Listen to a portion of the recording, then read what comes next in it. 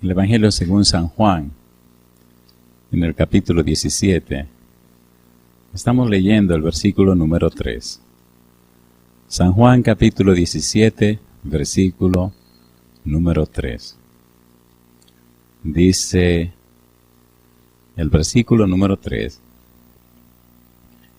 Y esta es la vida eterna, que te conozcan a ti, el único Dios verdadero, y a Jesucristo, a quien has enviado.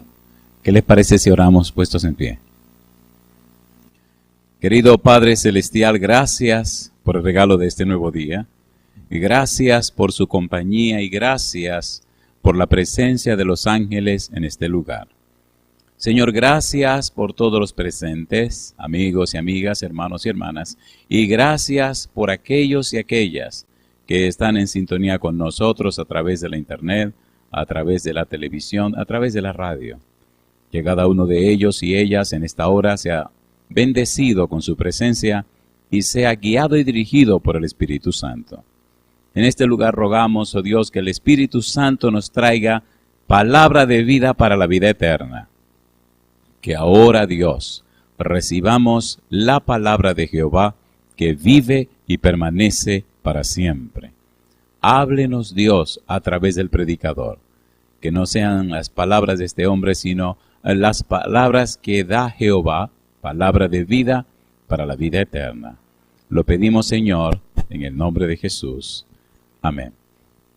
Pienso que es saludable que hagamos un reenfoque de toda la serie.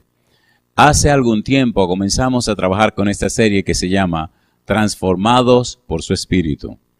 Y cuando comenzamos, recuerdo que fue en Pensilvania, en una ciudad que se llama Reading, hablamos acerca de la regeneración. Luego hablamos acerca de Juan el Bautista. Y entonces comenzamos a prepararnos para hablar acerca de Jesús y el arrepentimiento. Nos ha tomado tiempo analizar San Mateo capítulo 3, versículo 17, donde Dios dice: «He aquí este es mi Hijo amado, en quien tengo complacencia». Nos tomó mucho tiempo y todavía no salimos de allí, de la frase «en quien tengo complacencia». Cuando hablamos del arrepentimiento en la Biblia, tenemos que ver a Juan el Bautista hablando de arrepentimiento, a Jesús hablando de arrepentimiento, a Pedro hablando del mismo tema y a Pablo. Pero también, cuando miramos la Biblia, encontramos que el mensaje de los apóstoles era el mismo: arrepentíos, porque el reino de los cielos se ha acercado. En el capítulo 3, versículo 17 de San Mateo, la frase «en quien mi alma toma contentamiento» está estrechamente relacionada con Isaías 42, versículo 1, que habla acerca del siervo sufriente. El siervo sufriente es Cristo Jesús. Cuando estudiamos la persona de Jesús como el siervo sufriente, descubrimos que Él es, como dice Juan el Bautista en Juan 1:29, el Cordero de Dios que quita el pecado del mundo. El Cordero de Dios que carga el pecado del mundo. El Cordero que apartó Dios para pagar el precio del pecado en el mundo. En Isaías 53 se habla del siervo sufriente. Y en el versículo 6 dice: «Mas Jehová cargó en él el pecado de todos nosotros». En otras palabras, la frase «en quien mi alma toma contentamiento» se refiere directamente a Jesús. Mi alma tiene contentamiento en Jesús porque Jesús es la propiciación por el pecado. Propiciación por el pecado significa que Jesús toma la copa de la ira de Dios y se la bebe Él, para darle entonces vida a aquellos que merecían la copa de la ira. La relación es tan linda y tan estrecha y tan profunda que ya está desarrollada en otros temas, pero si la tomamos en cuenta ahora, entenderemos lo que estamos haciendo. En quien mi alma contentamiento es trascendente. ¿Por qué? Porque para ser aquel en quien el alma de Dios toma contentamiento, el Señor Jesús tuvo que hacerse hombre. Al hacerse hombre, tomó un cuerpo de carne y sangre y vino a la tierra a vivir como uno de nosotros. Cristo ganó y Cristo venció donde Adán fue derrotado. Y en la cruz, Cristo pagó el precio por el pecado. Al pagar el precio por el pecado, ganó el derecho sobre la tierra. Otra vez, Cristo reconquista la tierra para el cielo. Ahora Satanás ya no es más el príncipe soberano de la tierra. Ahora Satanás es príncipe de este mundo solamente porque los pecadores todos no se entregan a Cristo Jesús. Es ese rechazo o esa reticencia a entregarse a Dios lo que le da poder a Satanás. Cuando Cristo venga, Satanás y todos sus demonios, finalmente después del milenio, serán completamente destruidos. Por eso la serie que estamos estudiando es tan importante. Usted necesita entender la ciencia de la salvación. Esto es una cuestión de religión y de doctrina. Es mucho más que eso. Es una situación que no solamente tiene que ver con la tierra, pero tiene que ver con todo el universo. Aquí me detengo. ¿Se entiende o no se entiende? Por eso el trono celestial está envuelto en este caso. No es solo porque hay que salvar la humanidad. No, es porque el universo tiene que conocer, tiene que entender y saber cómo es el carácter de Dios y quién es la persona de Dios. Cuando usted logra entender todo este asunto, entonces se da cuenta que su vida es trascendente. Es decir, su vida va más allá que el simple hecho de existir. Va más allá que el simple hecho de comer y dormir. Va más allá que el simple hecho de tener cosas. Va más allá que el simple hecho de existir en un mundo estudiando o trabajando o haciendo las cosas que hacemos. No, la vida tuya trasciende, va más allá de lo que te puedes imaginar. Y tu testimonio diario, es decir, las evidencias que tú presentas en favor de Cristo, van más allá que el simple hecho de enfocar a un ser humano. También muestran a los ángeles y a todo el universo que tú eres una persona hija de Dios y heredera del reino de los cielos. ¿Tiene sentido esto o no tiene sentido? Por eso es bueno que se sepa por qué estamos haciendo lo que estamos haciendo. Estamos haciendo lo que estamos haciendo para que se entienda aquello que comenzamos. Transformado por su espíritu significa vuelto otra vez a la relación con Dios como al principio. El hombre fue hecho a imagen y semejanza de Dios. El plan de salvación lo que hace es restaurar al hombre a la imagen de Dios. Por eso, siendo que la naturaleza humana cayó, siendo que la naturaleza del hombre cayó tan bajo que no se puede arreglar, Dios le da una nueva simiente, la simiente de Cristo, que va más allá del simple hecho de ser cristiano. De hecho, 1 Juan 3:9 dice que esa simiente que viene de lo alto no peca ni puede pecar. Por tal razón, cuando usted es cristiano, cuando se entrega a Jesús, cuando es bautizado, entonces tiene dos simientes. La de abajo que no sirve para nada, que lo único que sabe es pecar. Y la de arriba que no puede pecar. Usted decide cuál va a alimentar. O la de abajo o la de arriba. Y todo esto es punto de agenda en el gobierno divino, en el trono de Dios, en el tribunal celestial. Es bueno que eso quede claro en la mente suya, porque no estamos distrayéndonos o aprovechando los minutos que pasamos juntos sencillamente para leer versículos de la Biblia. No, estamos emplazados ante un asunto legal, ante un asunto judicial, ante un asunto forense, ante un asunto universal. Y es más de lo que simplemente se ve, y mucho más que eso. Por eso estamos hablando, número 1, San Juan 17, versículo 3, que Cristo dice que la vida eterna es conocer a Dios. Y por eso me he explicado que la idea de Cristo, conocer a Dios, la idea hebrea de conocer a Dios, significa o involucra una relación personal con Dios, una relación íntima con la persona de Dios, un conocimiento de la persona de Dios. Por eso necesitamos pasar tiempo con Dios. La salvación va más allá del simple hecho de aceptar una doctrina o un credo. Es más que eso. Es vivir una vida y mostrarle a los demás el cambio y la transformación obrado por el Espíritu al conocer a la persona de Dios. Si usted me dice a mí que es una persona que alcanzó salvación en Cristo Jesús y sigue siendo la misma persona de siempre, usted está convencido de una verdad, pero no se ha convertido a esa verdad. Y recuerde que Cristo dijo, yo soy el camino y la verdad y la vida. Por tal razón se necesita ver los frutos de arrepentimiento en la vida suya, como decía San Juan el Bautista. Frutos de arrepentimiento que se traducen en una vida cambiada. Una vida arrepentida significa una vida con una mente cambiada, con patrones cambiados, una vida con una estructura mental cambiada, una mente nueva, la mente de Cristo. ¿Se entiende el enfoque, por favor? ¿Tiene sentido o no tiene sentido? ¿Tiene sentido o no tiene sentido? Por eso Dios se involucra y se envuelve en el asunto.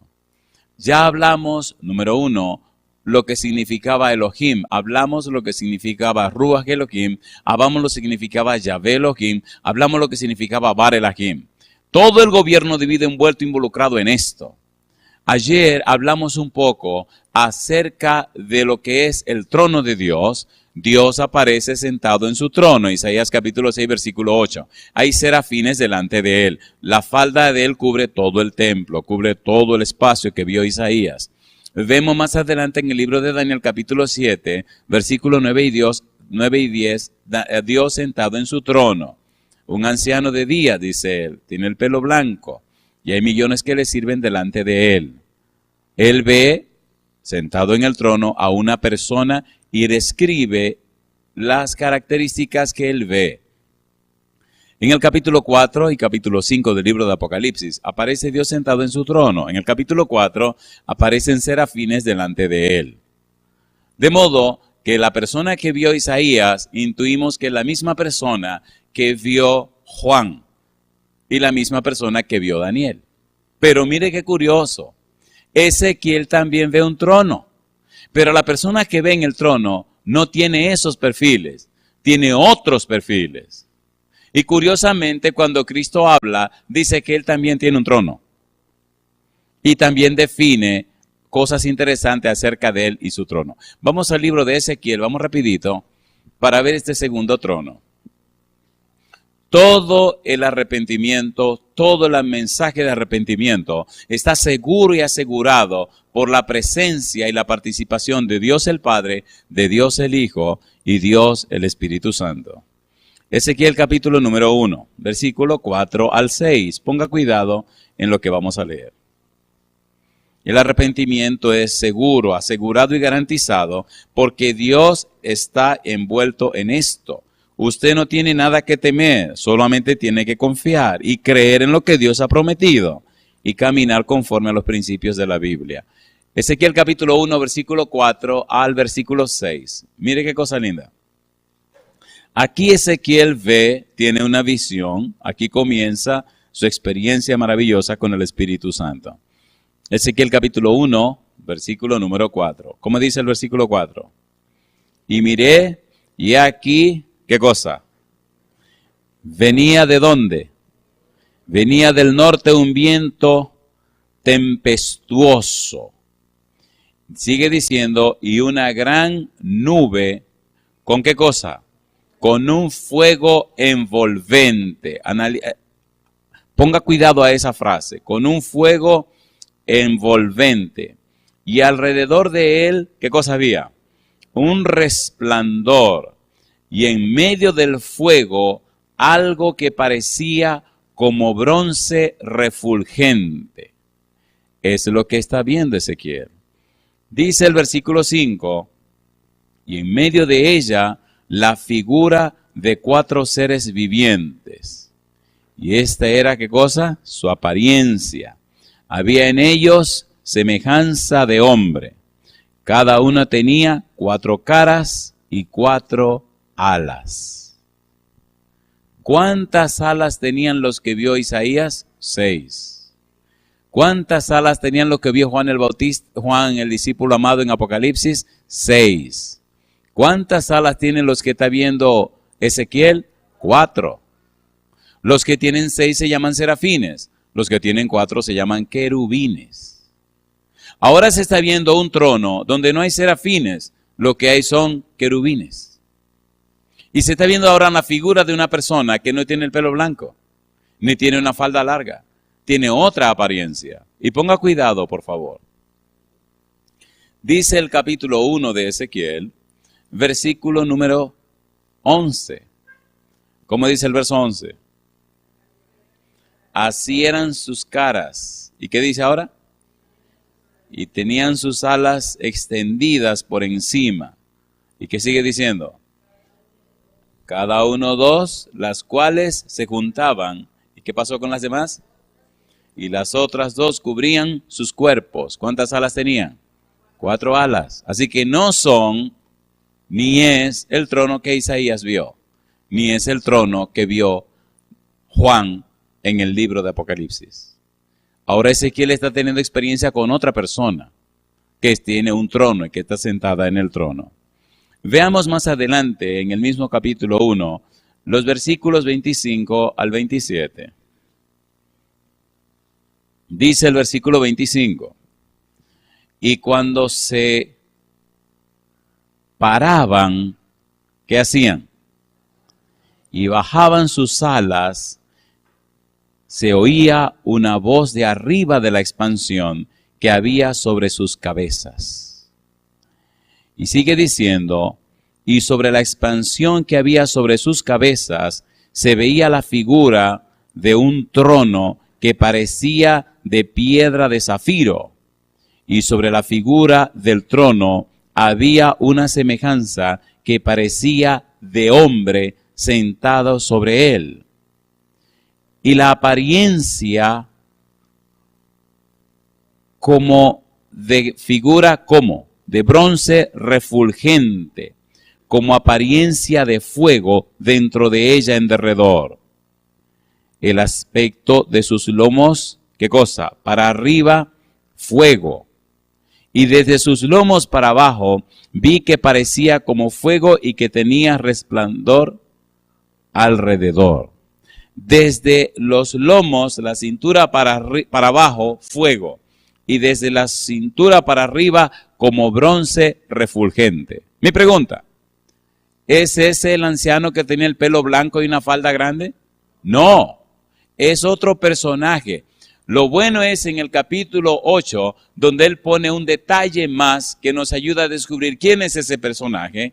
Ezequiel capítulo 8, versículos 2 y 3. ¿Por qué es tan importante esto, pastor? Usted verá por qué.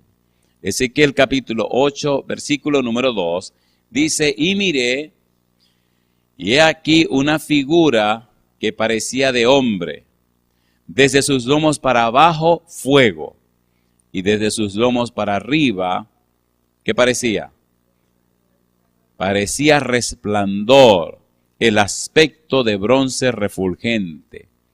Y aquella figura extendió la mano y me tomó por las guejeras de mi cabeza. ¿Y qué dice él ahora? Y el Espíritu me alzó entre el cielo y la tierra y me llevó, ¿a dónde? En visión de Dios. ¿Y qué pasó? Me llevó a Jerusalén, a la entrada de la puerta de adentro. Mi pregunta es, ¿quién es el que está tomando por la quejeda de la cabeza a Ezequiel? Dice, y el Espíritu me tomó por las quejedas de mi cabeza. ¿A quién está mirando Ezequiel? Ezequiel está mirando el trono del Espíritu Santo. Hoy día en muchos lugares se está diciendo tantas cosas del Espíritu Santo y es vergonzoso que la gente esté diciendo eso cuando la Biblia es tan clara en esos asuntos. Hay cosas que en algún momento tendré que compartir, pero pienso que todavía no es el momento. Hay unas páginas en la internet, esa página aportes.forshare.com, ahí hay 10 series del Espíritu Santo, hay más de 140, 150 sermones. Estúdielo, escúchelo, con su Biblia en la mano. La idea de la serie Transformado por su Espíritu es mostrar y demostrar cómo el Espíritu trabaja junto y a la par con el Padre y con el Hijo. Hay una pieza clave en la Biblia, desde Génesis capítulo 1, versículo 2, hasta el final del libro de Apocalipsis, y es el Espíritu Santo. Hay una serie que grabamos que se llama El Espíritu del Apocalipsis. Trate de oír esa serie. Hay una serie que se llama La Misión del Espíritu. Hay una cantidad de series. Otra serie se llama Recibiendo el Espíritu.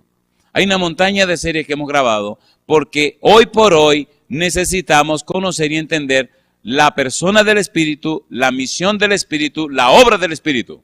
Porque el Espíritu es que nos convence de pecado, de justicia y de juicio.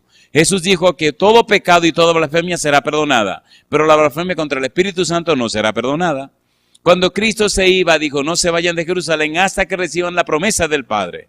Y habló claramente del Espíritu Santo como el guía, como el maestro, el instructor, el otro consolador. Y hoy día se dicen cosas del Espíritu Santo que son vergonzosas. Ahora vemos el trono del Espíritu Santo en el libro de Ezequiel. Número 3, Apocalipsis capítulo 3, versículo 21. Apocalipsis 3:21. Pastor, ¿por qué todo esto? Todo esto, querido, es para confirmar y reconfirmar la importancia del arrepentimiento. El Padre, el Hijo y el Espíritu Santo están envueltos en el asunto del arrepentimiento, en el asunto de la transformación. ¿Qué dijo Jesús en Apocalipsis 3:21?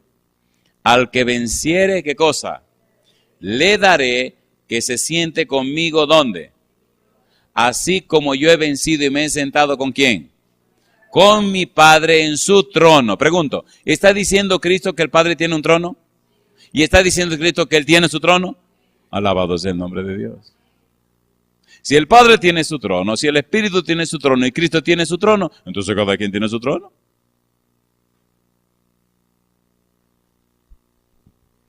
Capítulo 22. Apocalipsis capítulo 22, versículo 1 y versículo 3. A ver qué dice la Biblia. 22, 1. ¿Cómo dice el versículo 1? Después me mostró un río limpio de agua de vida. ¿Y qué dice ahora? Resplandeciente como ¿qué? Como cristal. ¿Y qué dice ahora? Que salía del trono de Dios y ¿de quién? Y del Cordero. ¿Es hermoso o no es hermoso? Versículo 3. ¿Cómo dice el verso 3? Y no habrá más maldición, y el trono de Dios y del Cordero estará en ella, y sus, ¿qué cosa? Y sus siervos les servirán. ¿El trono de quién? El trono de Dios y del Cordero. Si el Padre tiene su trono, si el Espíritu tiene su trono, y si Cristo tiene su trono, entonces gobiernan todo el universo. Mi pregunta, ¿hay algo imposible para Dios? Mi pregunta, ¿tiene Dios poder para cambiar y transformar los corazones humanos? Entonces, ¿cómo es posible que la gente no le confíe en su vida a Dios? Un pequeñito corazón, resistirse de tal manera que rechace a Dios. Es una cosa del diablo, una cosa espantosa. ¿Y cómo hay que luchar y batallar para que la gente se entregue al Señor? Es una cosa de locos. Hebreos capítulo 1. Hebreos capítulo 1. Completemos esta parte. Versículos 5 al 8. Hebreos capítulo 1. Versículos 5 al 8. Leamos específicamente. Mire lo que dice el versículo número 5. ¿Cómo dice el 5? Porque ¿a cuál de los ángeles dijo Dios jamás, mi hijo eres tú, yo te he engendrado hoy? Y así sigue analizando, sigue añadiendo y explicando. Y otra vez, yo seré el padre y él me será mi hijo. Y otra vez, cuando introduce al primogénito en el mundo, dice, adórenle todos los ángeles de Dios. Ciertamente, de los ángeles dice, el que hace a sus ángeles espíritus y a sus ministros llamas de fuego. Mas del Hijo dice, ¿qué dice del Hijo? Tu trono, oh Dios, por el siglo del siglo, cetro de equidad es el cetro de tu reino. ¿Cómo le llama el Padre al Hijo? Dios. ¿Qué cosa dice que tiene? Un trono. Entonces, el Padre tiene su trono, el Espíritu tiene su trono y el Hijo tiene su trono. ¿Qué significa eso? Que son soberanos. ¿Qué significa eso? Que trabajan en equipo. ¿Qué significa eso? Que están de acuerdo en las cosas que hacen.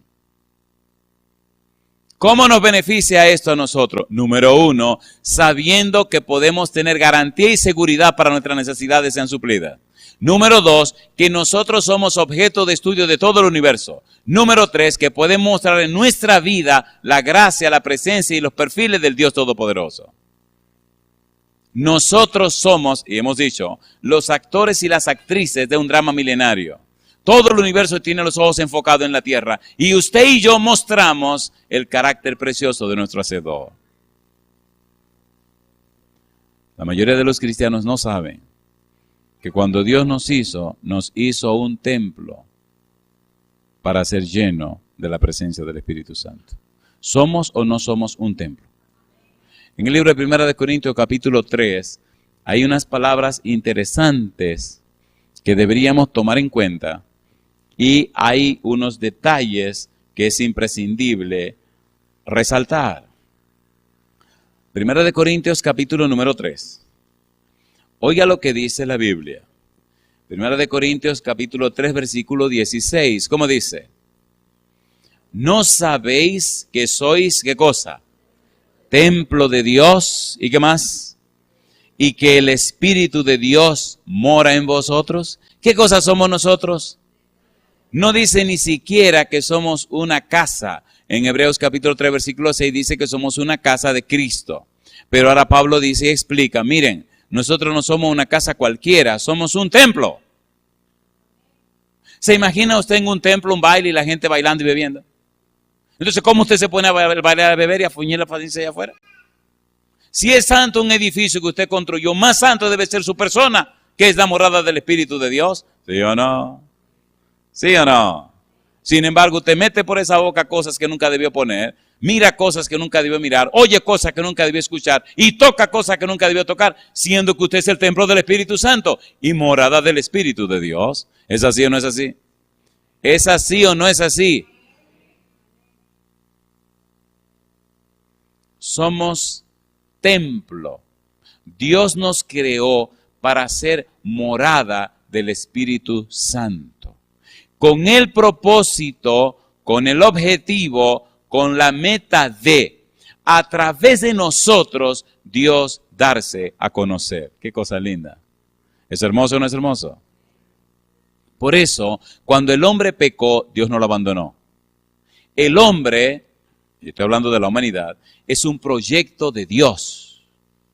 El propósito por el cual Dios hizo al hombre era darse a conocer.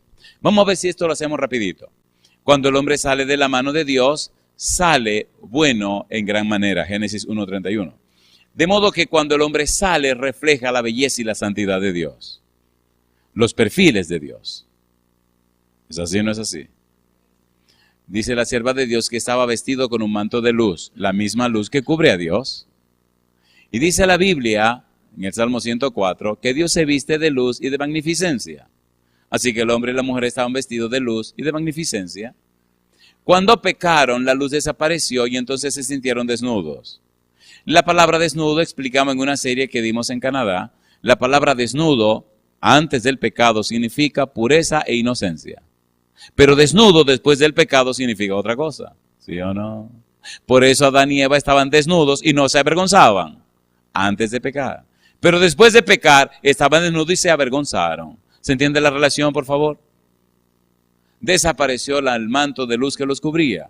Ahora vivimos desnudos. Gloria a Dios que en Cristo somos revestidos. Revestidos de Cristo. Por eso es tan importante entender el valor de la palabra y del bautismo. Entenderlo como anda la Biblia. Gálatas capítulo 3, versículo 27, ¿cómo dice? Porque los que son bautizados en Cristo, ¿de Cristo qué cosa? Están revestidos. Alabado sea el nombre de Dios. Ahora Cristo es nuestra justicia. ¿Estamos vestidos de quién? Vestidos de Cristo. Se hace imprescindible entender y comprender todo este asunto porque Dios nos escogió a nosotros para ser templo del Espíritu Santo. El proyecto hombre es un proyecto de Dios y Dios no lo va a cambiar. Dios creó al hombre para que sea morada del Espíritu y a través del hombre Dios darse a conocer ante el universo. Cuando el hombre pecó, el proyecto se hizo más interesante. Cosa interesante. No importa que haya que vaciar todo el cielo, el proyecto se mantiene. Eso me gusta de Dios. Porque nada más Dios tenía que decir, quemen el mundo ese y se acabó. Cosa rica, mamacita linda. Mire que fallaron ahí en la tierra. Ah, sí, quémenlo. Y vamos a hacer otro nuevo. Y ya se acabó la cosa. Posiblemente lo que usted hubiera hecho y yo también. Ah, no dieron guerra, sí. El tipo se fue para allá, sí. Quémenlo. Vamos a hacer otra cosa. Pero Dios no es así. Dios no es así. Al contrario. Al contrario. Yo hice a esta gente para que reflejen mi carácter, para que reflejen los perfiles míos, mis características, mi santidad. Se mantiene el proyecto. Será costoso, no importa lo que haya que pagar. ¿Le costó a Dios? ¿Le ha costado a Dios? Oigan, nosotros somos cabezones, porque usted sabe lo que le ha costado a Dios y todavía vivimos patinando. ¿Qué le costó a Dios? Le costó su propia vida. ¿O no? Piense por un momento cómo se sintió Dios cuando vio a Cristo clavado en la cruz. El todopoderoso Dios no puede ayudar a su Hijo, porque está pagando el precio del pecado, porque está rescatando un mundito que es una cosa insignificante en el universo.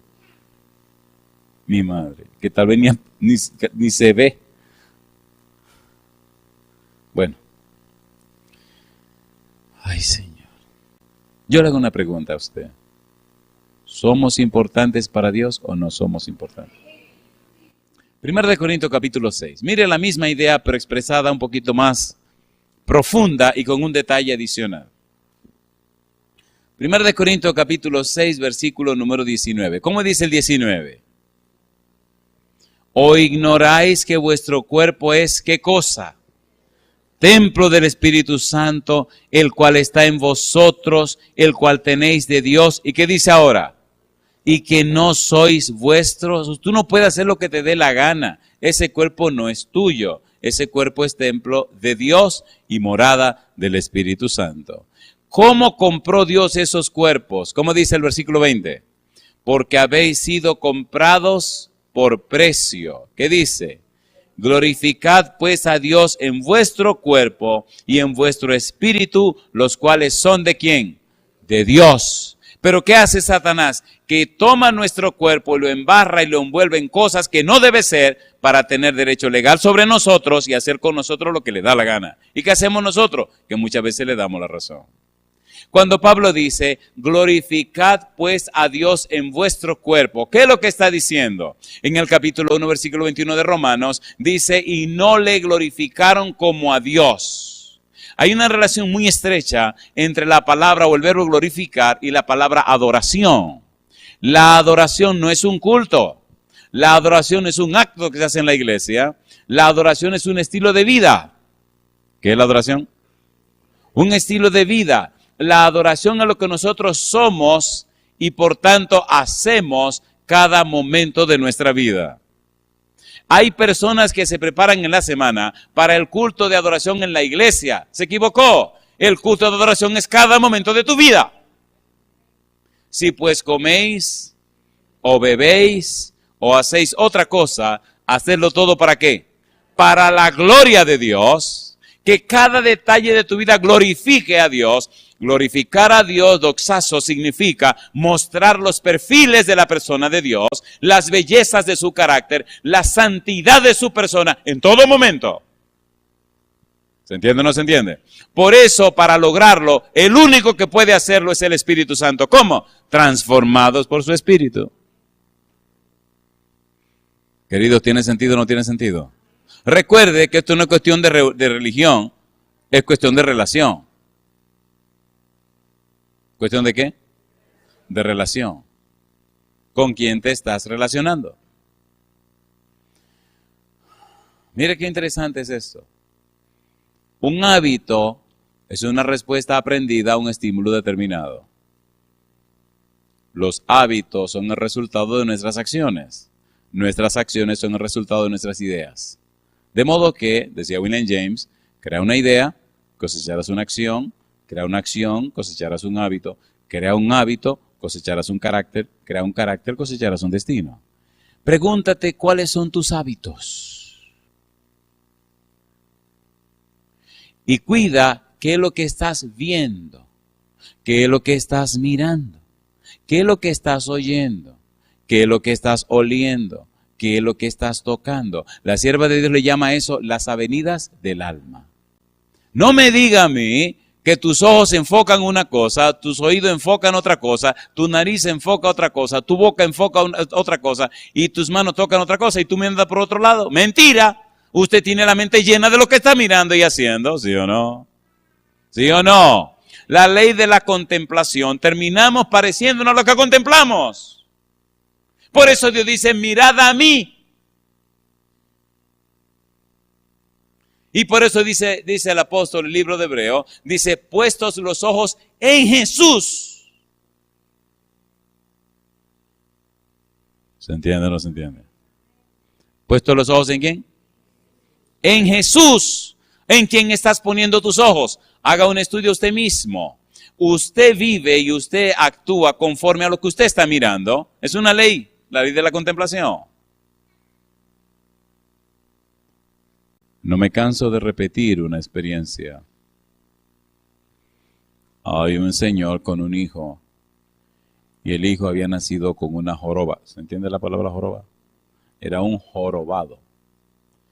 Los médicos le dijeron al papá que eso se podía corregir, pero que no iba a ser fácil. Así que el papá se le ocurrió, enfrente de la casa, construir una estatua de mármol con la altura promedio que tendría el niño cuando fuera un adulto. Y la hizo muy parecida a toda la fisonomía del niño. Le dijo al bebé, al muchachito, cada vez que tú te vayas para la escuela, quiero que mire de frente la estatua. Y el día que tú logres verle los ojos a la estatua, parándote enfrente de ella, te voy a regalar lo que me pidas. Al chiquito le encanta que le regalen o no.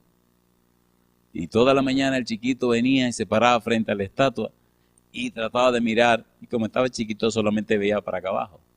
Y así fue haciendo su esfuerzo cada mañana, cuando iba para la escuela, cuando venía de la escuela. Todos los días fue creciendo y fue haciendo su esfuerzo. Fue creciendo, fue haciendo su esfuerzo, fue creciendo. Hasta que cuando se hizo adulto, pudo verle la cara perfectamente a la estatua. ¿Entiende la moraleja? ¿Puestos los ojos en quién? Miren, le voy a decir un secreto y después que se lo diga, ya no será secreto. Dios nos creó para reflejar su carácter. Dios nos creó para mostrar su imagen. Dios nos creó para que la gente nos vean a nosotros y vean los perfiles y las bellezas de Dios. Es lo que dice primera de Pedro capítulo 2 versículo 9. Somos linaje escogido, real sacerdocio, nación santa, pueblo adquirido por Dios con un propósito, para que anunciéis las virtudes de aquel que os llamó de las tinieblas a su luz admirable. La idea de ser transformado por su Espíritu es para que nuestro testimonio inspire a otros a buscar a Jesús y tener la misma experiencia. Número 1. Para que nuestro testimonio muestre a los ángeles que están en el cielo que Dios mantiene su promesa y su posición de cuando nos creó, que reflejemos su imagen. Y número 3, mantener ante todo el universo que Dios es coherente y mantiene sus principios. El hombre pecó, bendito sea, ahora el proyecto es más glorioso. ¿Por qué? Mire qué cosa linda. Como el hombre pecó y Dios es responsable y Cristo creó todo lo que existe, el mismo Cristo se hizo hombre para levantar al hombre de abajo y colocarlo ahora más alto de lo más alto de lo más alto. Por eso ahora Cristo comparte la naturaleza con nosotros y ahora Cristo es monogenes, el único de su especie que siendo Dios se hizo hombre. Ahora la humanidad que cayó tan bajo está más allá de lo que una creación puede tener. ¿Sí o no? ¿Sí o no? Hay uno como nosotros sentado a la diestra del Padre. Acerquémonos pues confiadamente al trono de la gracia para hallar gracia en el oportuno socorro. ¿Tenemos un sumo sacerdote como nosotros? Pero sin pecado. ¿Es glorioso esto o no es glorioso? Entonces sacúdase. Sacúdase. ¿Dónde pasaremos la eternidad? En la casa de Dios. ¿Sí o no? No se turbe vuestro corazón, dice Jesús en San Juan 14:1. No se turbe vuestro corazón. ¿Creéis en Dios? Cree también en mí. En la casa de mi Padre. ¿Por qué hay muchas moradas en la casa de Papá Dios? Porque un regimiento de ángeles se alzaron y hubo que echarlo. Así que todas esas moradas están vacías. ¿O no? ¿Sí o no? Bueno, pues la vamos a vivir nosotros. Me imagino que los ángeles están muy atareaditos arreglando las cosas. No creo que estén pintando ni limpiando, porque en el cielo no hay sucio. Pero más o menos están hermoseando. Me gusta más la palabra hermoseando. Mamacita linda. Yo le digo a ustedes una cosa. El Señor pronto volverá. Hay un himno que dice, volverá, yo sé que volverá, y el mundo sabrá que no he mentido, verán su rostro los redimidos. El Señor viene muy pronto. Y entonces ese día la gente verá que lo que estamos diciendo es verdad y no es mentira. He podido ver personas que están muriendo, confiados y esperanzados y apoyados en la verdad que estamos predicando. Y he podido verlo morir con una sonrisa en el rostro. He podido ver personas angustiadas, desesperadas, y después de terminar de explicarle el plan de salvación en Cristo Jesús, y después de aceptar al Señor como su Salvador, he visto cómo la angustia y la ansiedad han desaparecido. Y le he visto morir con paz en su corazón y hasta con gozo reflejado en su rostro. Porque Dios no miente, porque nuestra esperanza está segura y garantizada en Cristo Jesús. Hermanos queridos, ¿se entiende lo que estamos diciendo? ¿Se entiende o no se entiende? Todo el cielo empeñado en esto, en que seamos transformados por su Espíritu. Usted no puede contentarse con ser la misma persona. Usted no puede contentarse con el mismo relajo todos los días. ¿Qué pasó? ¿Cómo me habla de un Dios todopoderoso y tú eres la misma mojiganga? ¿Qué es eso? Lo mismo todos los días. La Biblia dice, 2 Corintios capítulo 3, versículo 18, que somos transformados de gloria en gloria. ¿Sabe lo que significa eso? Que si hoy reflejaste la gloria de Dios, mañana la reflejas más perfectamente. Y pasado mañana, más perfectamente. Y el día siguiente, más perfectamente. Y el cielo aplaude de gozo al ver cómo la santidad de Dios se refleja en tu vida. Eso pasó con Juan, el discípulo amado, que finalmente lo llamaron maestro de santidad. Sin embargo, había sido llamado Boanerges, hijo del trueno, hijo del diablo. ¡Ay! Thor era un dios nórdico, el dios de la destrucción. Y cuando Cristo fue a Samaria y no lo aceptaron, ¿qué dijeron Juan y Santiago? Oye, maestro, ¿tú quieres que oremos para que venga fuego del cielo y lo queme a todo? ¡Qué abusador! ¿Quiere que oremos, Señor? Si quiere, hacemos una oracioncita aquí y lo quema a todo esta gente. ¿Cómo que te están rechazando? Y eso eran los discípulos de Jesús. Oiga, y si esos eran los discípulos de Jesús y tenían una mentalidad tan macabra, ¿qué se puede esperar de nosotros hoy día? Porque andaban con Jesús. Y Pedro con su espada le iba a cortar la cabeza al tipo aquel. ¿Soltó Pedro su espada alguna vez? No, mi hermano, andaba con su espada. ¿Quién sabe si después que recibió el Espíritu la tiró? Yo espero en Dios que la haya tirado, porque le voy a preguntar. ¿Qué es lo que estoy diciendo? Sí, es posible que tú tengas que cargar alguna de esas cosas, pero si ya lo sabes, suelta eso. Pero si tú sabes que algo no es correcto, ¿por qué te compara con los demás? Compárate con Jesús.